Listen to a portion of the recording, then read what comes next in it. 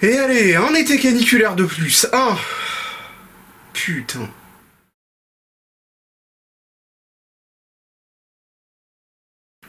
Bon, alors, ça ne vous aura peut-être pas échappé, probablement pas si vous êtes régulier des fast-food. Les grandes enseignes de malbouffe se sont mises à utiliser de la vaisselle plastique au sein de leur établissement, au sein de leurs différents restaurants. Et c'est une décision que j'aimerais non pas forcément contester, mais questionner. Questionner pour plusieurs raisons. La première étant que, premièrement, les décisionnaires politiques qui prennent des décisions, parce que ceci fait suite à une loi qui a été promulguée, et les décisions prises par les politiques de nos temps sont bien souvent déconnectées de la réalité. Et ensuite, il était espéré que ces enseignes utiliseraient de la vaisselle céramique plutôt que de la vaisselle plastique. Alors pourquoi j'aimerais questionner cette décision? J'aimerais la questionner parce que l'idée était de réduire leur impact écologique en réduisant la masse de déchets produite. En effet, les fast-foods utilisent énormément de papier et de carton en guise de vaisselle. Et ça fait une grosse quantité de déchets. Seulement voilà, est-ce que remplacer ces déchets par du plastique, c'était une si bonne idée? Donc, on va faire simple. On va voir pour le plastique et pour le combo papier-carton, quels sont les avantages, quels sont les inconvénients possibles. On va réfléchir là-dessus ensemble. Et je ne trancherai pas la question parce que je ne considère pas avoir trouvé assez d'informations conclusives sur ce point pour pouvoir trancher. Donc je laisse ça à des gens qui sont plus compétents que moi et qui sont plus proches de ce domaine que moi. Du coup, pourquoi le plastique pourrait finalement poser plus de problèmes que le papier? Bon, déjà, une raison très simple. Remplacer des déchets papier par des déchets plastiques, c'est pas une super bonne idée. Le plastique, ça met une chier de temps à se dégrader dans la nature. Le carton et le papier, c'est du bois, donc ça se dégrade très vite avec l'humidité, très vite ça va se désagréger, ça va se retrouver dans les sols. Maintenant la question c'est de savoir, est-ce que tous ces emballages en papier et en carton ont reçu des traitements chimiques qui pourraient poser problème dans la nature? Ça c'est un premier problème. L'autre truc qu'il faut prendre en compte, c'est que certes le papier et le carton, déjà ça se dégrade très vite, ensuite ça se recycle très bien aussi. Mais déjà ça se recycle pas à l'infini, le plastique non plus d'ailleurs. Et ensuite, la production du papier ou de carton, ça demande une chier d'eau. Mais vraiment une chier. Alors qu'à côté de ça, on peut imaginer utiliser du papier ou du carton recyclé.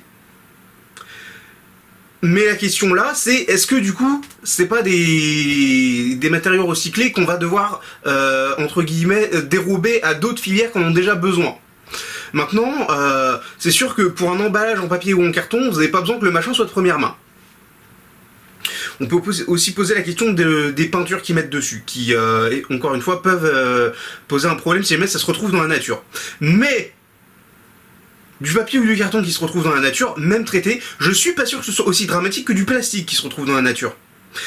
Alors, fort heureusement, ce plastique ne devrait pas se retrouver dans la nature. Premièrement, parce que, déjà parce que c'est des vaisselles qui sont pas censées sortir du fast-food. Et ensuite, comme c'est réutilisable, c'est-à-dire que tu le jettes pas après une utilisation, tu le gardes. Bon. Mais ça pose aussi la question de la facture énergétique et de la facture en eau, parce que pour laver une vaisselle, il faut utiliser de l'eau, il faut la chauffer, donc il faut utiliser de l'énergie. Il faut également utiliser des produits nettoyants, qui eux aussi peuvent avoir un impact écologique. Ajoutez à ça, premièrement, le fait que, évidemment, ils vont pas te donner de la vaisselle plastique quand tu pourras en emporter, donc finalement ça n'élimine qu'une fraction des déchets qui sont produits, des déchets papier et carton. Et deuxièmement, il y a un autre truc qui me vient à l'esprit, enfin qui m'est venu à l'esprit très vite. Ça fait des années qu'on se bat contre le fait de ranger de la bouffe dans des Tupperware en plastique et dans des récipients en plastique, dans des emballages en plastique. en raison du fait que les plastiques supportent pas forcément très bien la chaleur, qu'il y a des problèmes avec plusieurs substances, notamment les phthénols, mais pas seulement, que c'est des trucs qui risquent de se retrouver dans la bouffe, et que c'est pas forcément très bon pour notre santé.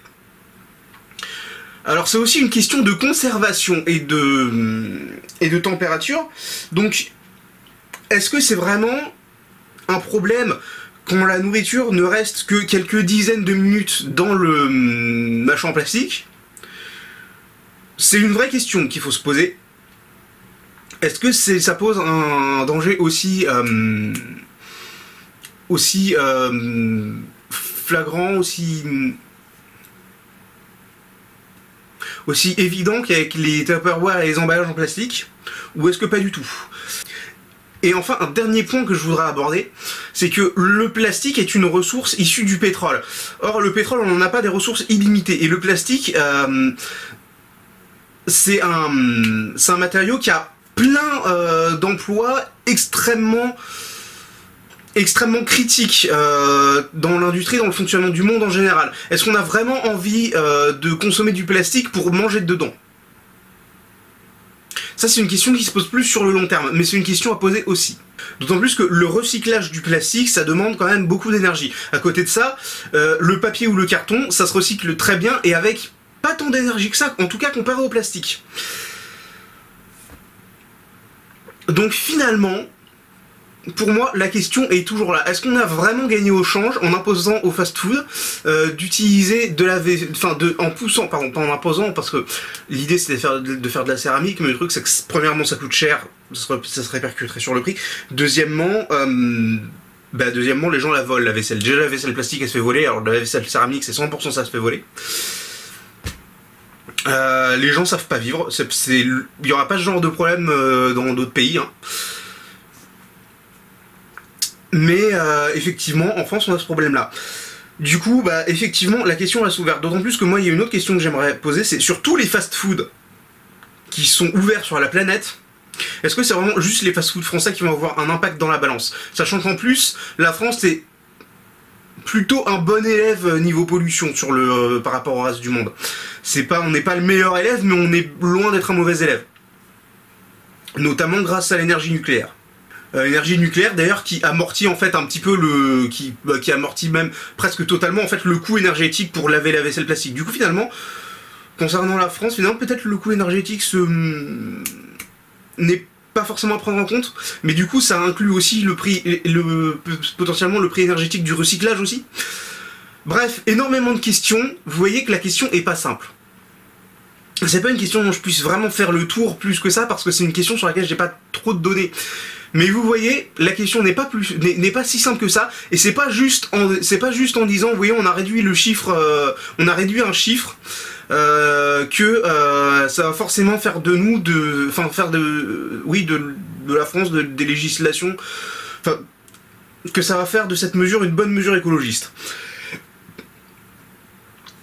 Donc voilà, c'était cette petite réflexion que je voulais vous offrir. Je vous laisse là, c'était Doudou. Salut!